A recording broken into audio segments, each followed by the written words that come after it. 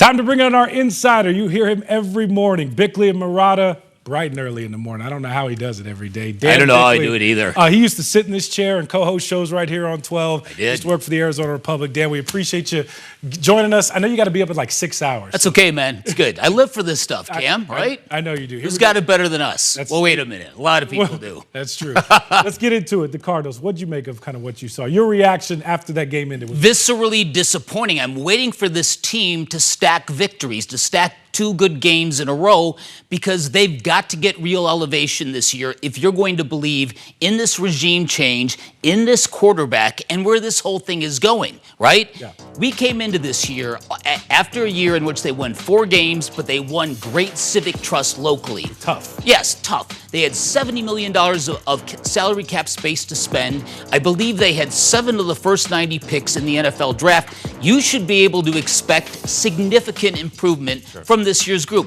Maybe you don't have to make the playoffs, but 8 or 9 wins is definitely a benchmark. And this team, they're just all over the map, Cam. And it's the flip-flop, Dan. I said this last week. I think there was real fan fatigue coming off that Commanders game. And even if with the 49ers game, like fans don't know what to think. But here's the deal. They're just tired of losing. Yeah. Flat out. They're tired of this team losing, and they're being asked to pay more for certain things. And yet there's nothing that they get back in return. No. It's got to be tough for fans to sit through this, right? Well, if you look at the arc of this franchise, this has historically been a very cheap and a very bad franchise. They've had many, many double-digit losing seasons, and we all want to believe that the new ownership led by Michael Bidwill and this new coaching regime is going to lead to a brighter day, but you're absolutely right. We have gotten back into that pattern now where the Cardinals are not stacking victories, they're stacking double-digit loss seasons. Yeah. We're coming off 2 consecutive 4-win seasons, and that does leave a mark, and that's the danger in this year.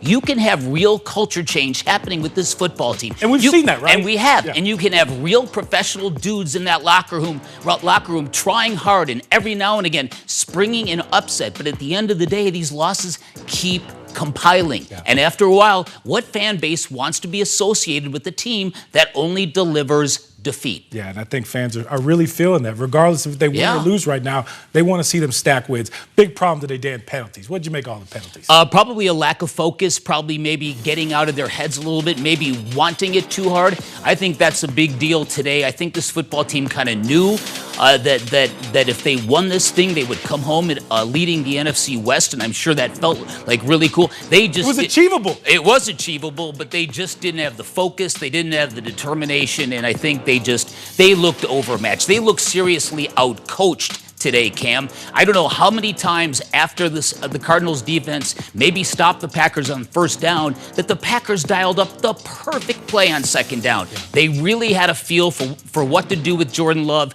where I think that Drew Petzing today didn't have much feel for what to do with Kyler Murray. Yeah, the offense looked really chaotic. Yeah. Put more blame on Petzing or Kyler. I thought Kyler played well today. It's hard when your quarterback, completes a lot of his passes, throws for over 200 yards, and you still lose by 3 touchdowns. Yeah, I think he was okay. I don't think he looked all that comfortable or all that sharp in the early going when the game was declared, and that's basically when the Cardinals lost that game, was getting jumped the way they did. So to me, I'm holding Kyler Murray to a different standard this year. I used to be his biggest supporter, but at the end of this year, we need to know whether he's that dude. And right now, that question is very much up in the air. He'll have that game against the Rams that he did. He'll do what he did against the 49ers. He'll pull off miraculous feats, and you're like, man, if this kid could ever harness this stuff, imagine what we'd have. And it's the harnessing of it. It's the week-to-week sustaining of it. And nobody has found a way to harness that yet here. And the biggest thing is consistency. Yeah. That team has to find some of that moving forward. Yeah. Would you point that to the one thing they got to fix? Well, without a doubt. They need to have a reliable identity where if one thing isn't working, there's another pathway to victory. And it just the passing game just has not taken off. And a lot of that has to do with the expectations we placed on Marvin Harrison Jr., who's been underwhelming to say the least, doesn't look all that comfortable on a football field, doesn't look as aggressive as some dudes look out there. Completely opposite of what we saw in college and in camp. Completely. Yeah. But if you look at a guy like Malik Neighbors, he's got that fast twitch aggression. Marvin Harrison Jr. looks a little tentative, and so I don't know whether too much is on his plate. I don't know whether or not he doesn't have enough reps with Kyler Murray, but come on, we're 6 weeks into an NFL season now. All right, Dan, appreciate the time. We're going to bring got it, you man. back later in the show to talk about some other things. Real quick, how'd your band do? Fantastic. Yeah, it was a great scene. I wish we had some footage to show. I should have sent you some ahead of time. Next time. But yeah, you got it. Yeah, he's like my hero. He's a rock star. Dan, appreciate the time. You got it, brother.